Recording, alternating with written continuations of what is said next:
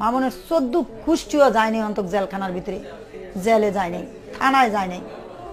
মামুনের গোষ্ঠীটা কিন্তু বিশাল বড় মাল গোষ্ঠী। মামুনের শোকে লাইলা চুল কেটে লাইছে, এটা ভুল জানবা। মামুনের জন্য লায়লার চুল কাটা সম্পূর্ণ নাটক, এমনই মন্তব্য করেছেন প্রিন্স মামুনের মা। তিনি বলেন, লায়লা মামুনের জন্য চুল কাটেনি, সে তার নিজের স্বার্থেই চুল কেটেছে। ভিউয়ার্স, পুরো ভিডিওটি শুরু থেকে শেষ পর্যন্ত দেখে অবশ্যই আপনার মতামতটি জানিয়ে দিন। সম্প্রতি আটক করা হয়েছে আলোচিত টিকটকার প্রিন্স মামুনকে। বন্দি মামুনের রং বেরঙের লম্বা চুল কেটে ছোট করে দেওয়া হয়েছে। মামুনের ছোট চুল দেখে নিজের চুল বেশ খানিকটা কেটে ফেলেছেন লায়লা। মামুনের প্রতি ভালোবাসা প্রকাশ করতেই নিজের চুল কেটে ফেলেছেন তিনি। তবে মামুনকে লায়লা ভালোবাসে এই কথাটা মানতেই নারাজ মামুনের মা। তিনি জানান, লায়লা নিজের স্বার্থেই চুল কেটেছে, মামুনের জন্য নয়। সে যদি মামুনকে ভালোবাসতো কখনোই মামুনকে জেলে পাঠাতে পারতো না, মামুনের নামে মামলা করতে পারতো না।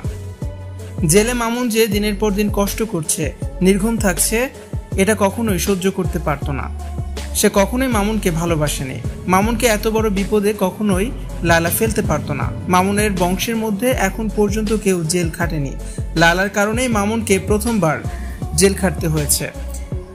2 বছর ধরে মামুনকে ঢাকায় 10 তলা বাড়ি দেবে বলে আশ্বাস দিয়ে আসছিল লায়লা। তবে লায়লার কাছ থেকে বাড়ি না পেয়ে হতাশ হয়েছে মামুন ও তার পরিবারের সদস্যরা। মামুনের মা ভীষণ হতাশ হয়েছিলেন। জানা যায়, 4 বছর ধরে মামুনের পরিবারের সবার দায়িত্ব পালন করে আসছেন লায়লা।